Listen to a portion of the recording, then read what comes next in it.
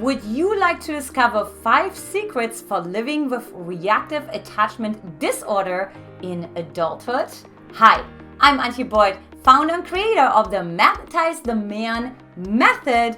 And look, if you are new here to my channel, don't forget to click that bell right below so you get updates for more juicy videos coming your way to help you to attract the man of your dreams.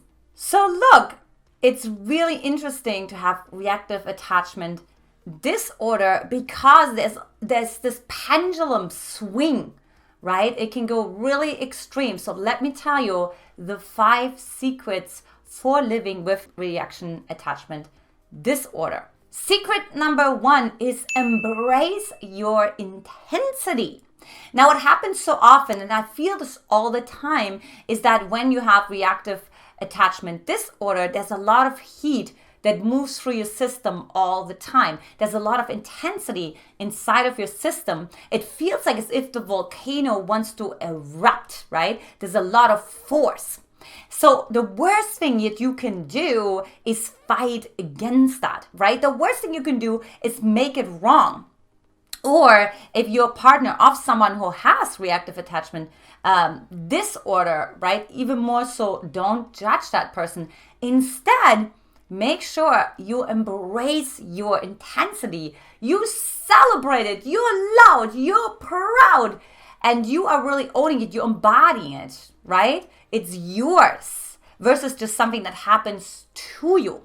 Because what happens is when you own and embrace your inner intensity inside of yourself, actually then when it's being expressed, it's going to be much more aligned and much more connected to your body than if you were not to embrace it and if you were to judge it.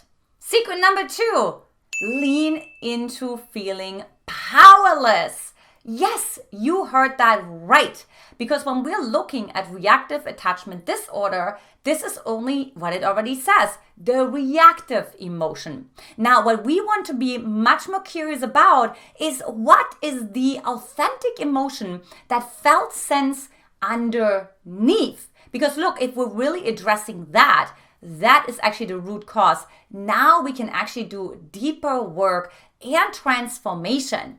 So now, what does it take though to lean into feeling powerless? I mean, it's not just easier said than done, obviously.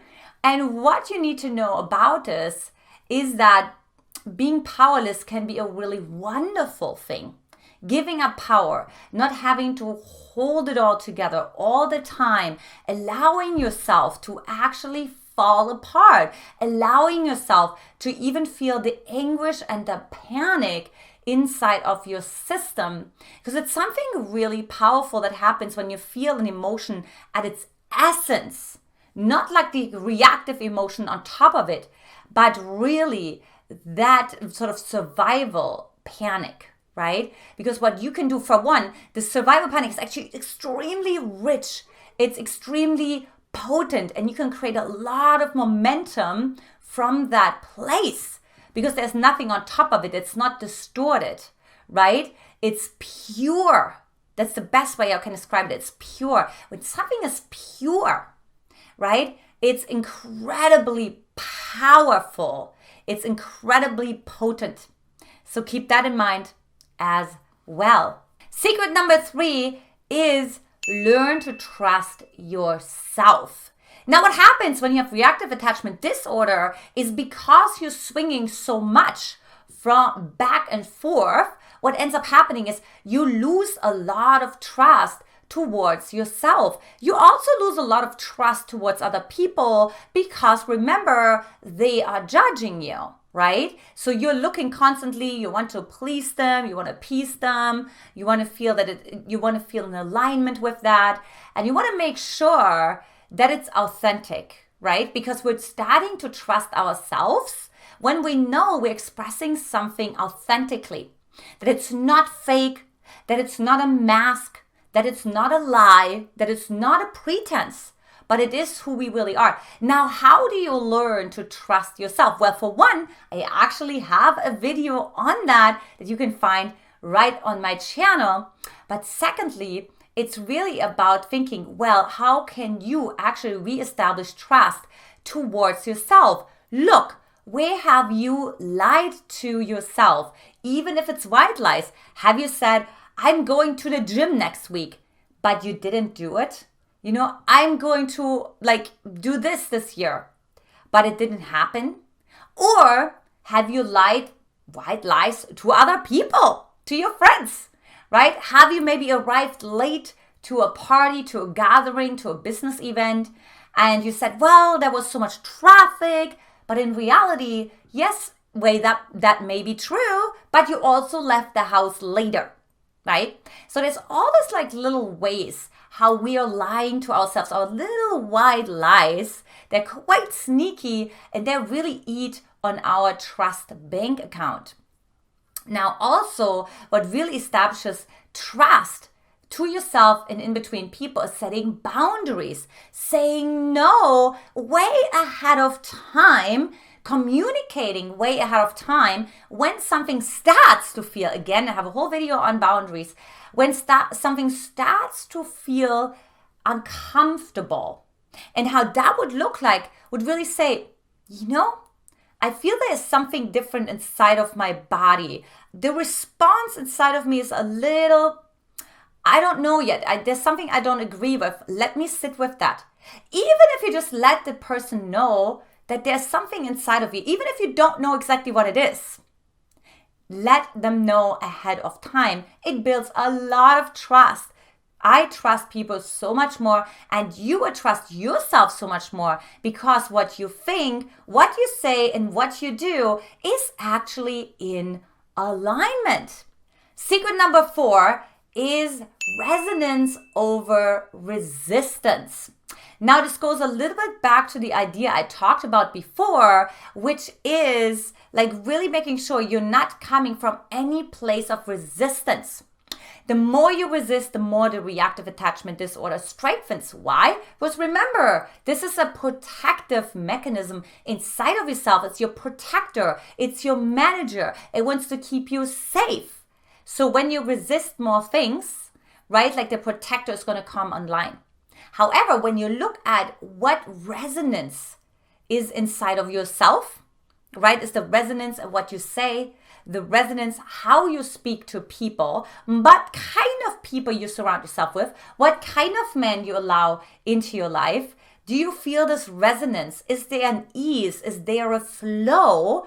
Or is there a resistance? Now, you can also see inside of yourself, going more with what has more resonance. I'm sure you know this feeling when you drive down the street and you have all green lights. That's resonance. Or when out of the sudden a friend calls you out of the blue, or a man that you've been wanting to connect with for a long while and he finally likes and comments even on one of your Facebook posts, for example, right? That is resonance. There is alignment there. It's almost a sense of synchronicity, right? And that's what we're looking for here versus resistance. Things are hard. They feel like a struggle. You have to overcome so much. You use so much force. Then, the reactive attachment disorder strengthens even more, right? Because it's even more, life is hard. I have to fight against it. Life is against me. Versus actually knowing that life is for you. And finally, secret number 5, which is heal your childhood wounds. Now, there's many of those that you can uncover. There's a lot of studies around that. Wilhelm Reich looked at the 5 character structures, and we really see the right to exist in this world, the right to get your needs met, the right to speak up, and so on. There's so many different ways how you actually have to see what was that interfered with in your own childhood, right? Did your parents come in and say, no, you can't set your own boundaries? Maybe you had a narcissistic parent like me where you didn't have the right to separate, right? You couldn't distinguish yourself from your parent because they said, my daughter did this. Oh, this is why my daughter, of course, this is why she accomplished this, right? So there's always a sense I don't have my own ownership. I don't have my own sovereignty. So that can be really frustrating. It can also be that you really had to learn to follow rules and regulations and distance yourself even more from your gut, from your core instinct, from your intuition, from your internal voice. Maybe you didn't even have a right to be here in the first place. Maybe that's fake. Maybe you had a birth trauma. So look, there's many different ways that you want to look at when you're looking at healing your childhood wounds and understanding what particular childhood wound was for you really getting in the way of really attracting the right man for you.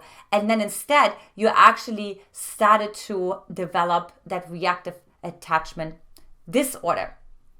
So those are the 5 secrets for today. The question of the day, of course, is which of those 5 secrets do you resonate the most with and help you the most if you have a reactive attachment style pattern, or if you have a partner who has that, which one do you think is going to help your partner the most? So let me know in the comment section. I'm always enjoying conversing with you, so leave your comments right below this video. And if you want to learn more about yourself and what gets you in the way of attracting the right man for you, I invite you to come onto the Magnetize Your Man quiz, where we get crystal clear for you what's getting in the way, what's your archetype inside of yourself that you're expressing regularly, and which ones are more suppressed.